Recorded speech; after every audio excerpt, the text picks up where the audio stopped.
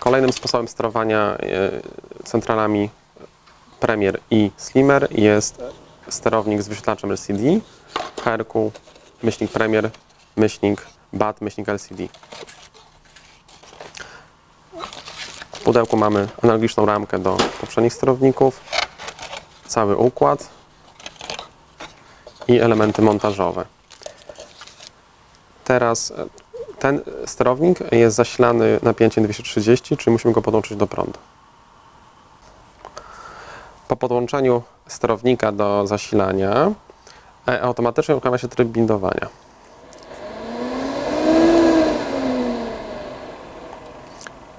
Potwierdzamy OK i jesteśmy zbindowani z urządzeniem. Oczywiście musi nastąpić w ciągu pierwszych 10 minut. Teraz po włączeniu sterownika widzimy tak, co widzimy? Odczyt stanu urządzenia, stanu bypassu, stanu brudnych filtrów, aktualny bieg, tryb kalendarza, no i też tutaj datę. Musimy zacząć od ustawienia daty, w takim razie i godziny odpowiedniej. Wchodzimy w menu, szukamy ustawień daty, potwierdzamy i ustawiamy rok. 2021. OK. Tutaj mamy miesiąc. O, nie w tą stronę. Miesiąc kwiecień. I teraz ustawiamy tu na górze, jakby tu widzimy dni tygodnia, a tu jest kolejny dzień miesiąca, więc musimy przewinąć do... Dzisiaj jest, żeby być precyzyjnym, 29. Tylko muszę się naklikać, ale jednocześnie jak ustawię prawidłową datę, to pokaże mi też prawidłowy dzień tygodnia. I tu rzeczywiście jest 4. dzień, czyli czwartek. Piątek, sobota, niedziela, widzimy pozostałe. Potwierdzam. Teraz ustawię godzinę, jest 10:45. Potwierdzam. 10:45. I OK. I teraz w ekranie głównym widzę godzinę i widzę aktualny dzień tygodnia. Klawisze plus i minus służą do zmiany biegów. Teraz może zacznijmy od początku. Tak, tu mamy tryb standby. Żaden wentylator jakby nie jest pokolorowany. Urządzenie fabrycznie ustawiliśmy w trybie standby na 0%, co oczywiście instalator może zmienić. Plus wybieram kolejny bieg, czyli tak zwany analogiczny bieg away do sterownika czteroprzyciskowego, czyli teraz działa tam na około 15% urządzenie. Teraz zmieniam na kolejny bieg, czyli home, czy taka już, prawda, ta nominalna praca wentylatora, już trochę głośniej. Tu mogę wybrać tryb Home Plus, czyli wysoki bieg. Dalej mogę wybrać tryb Timer, czyli bieg wysoki czasowo. Tu się pojawiła klepsydra. Dalej mogę wybrać tryb Boost, czyli maksymalne 100%. My to nazywamy tryb Party. Dosyć głośny, ale oczywiście kanały są niepodpięte. Dalej tryb Auto znowu. Jeśli mam co najmniej jeden czujnik, to pokażemy za chwilę, jak podłączyć czujnik. I z powrotem jakby zapętlam, wracam do trybu Standby, czyli wentylator w tym momencie wyłączony. OK. Na ekranie widzimy jeszcze tutaj, ta ikonka to jest tryb pracy bypassu. Tutaj widzimy aktualny tryb wybrany i tu zabrudzone filtry, bo specjalnie włączyliśmy funkcję zabrudzonych filtrów, żeby było widać tutaj. Dolny przycisk służy do wejścia do menu. Wchodzę do menu. Pierwszy menu, jakie widzę, to jest zabrudzony filtr. I właśnie skasowałem komunikat zabrudzonego filtra. Wchodzę ponownie. Teraz już nie widzę brudnego filtra, widzę menu bypassu. Wchodzę sobie w menu bypassu i tu klawiszami plus i minus mogę wybrać tryb pracy bypassu. Tryb auto, czyli centrala sama steruje trybem bypassu w zależności od temperatur.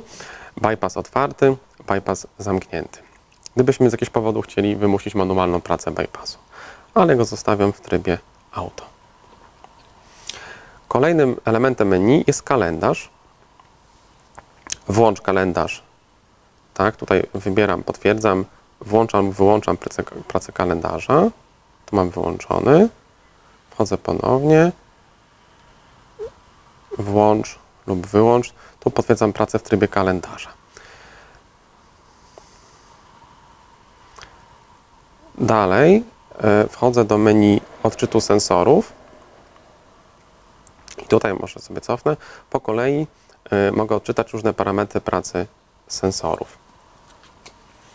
I teraz po kolei. Tutaj mamy sensorów i ogólnie odczytu parametrów pracy urządzenia. Tutaj pozycja numer 1 to jest numer wersji software'u.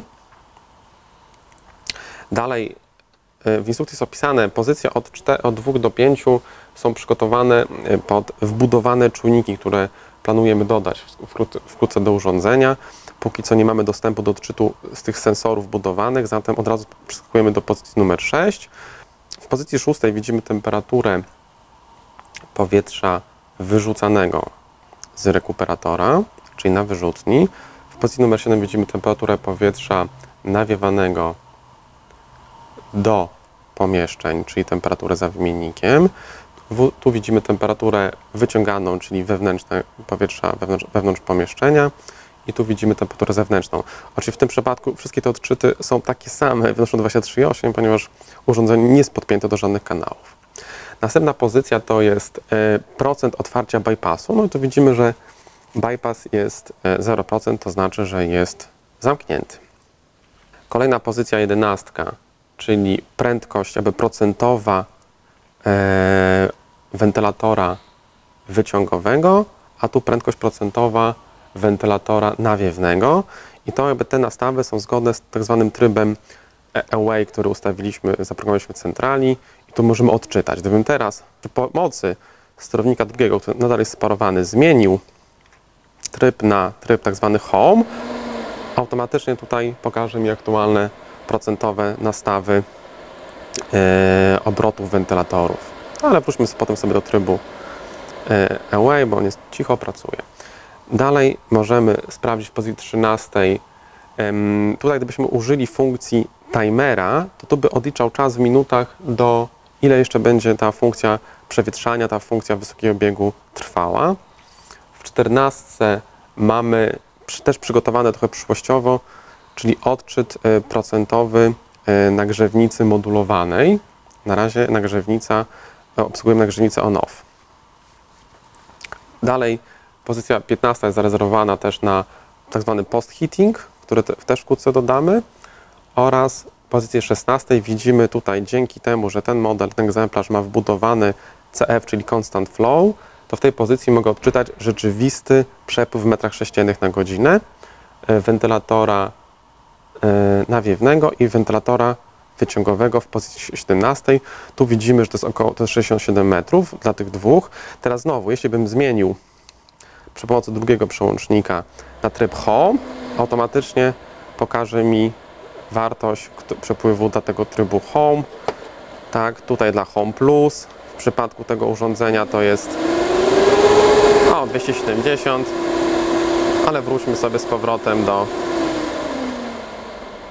do prędkości. Oczywiście ten odczyt musi ustabilizować się, tak, bo chwilę potrzeba, jak ciśnienie zostanie odczytane przez przetworniki i wysłane do płyty głównej, więc teraz po chwili tutaj odczyt nam się powinien ustabilizować, odczytać, tak, to jest około 70 metrów.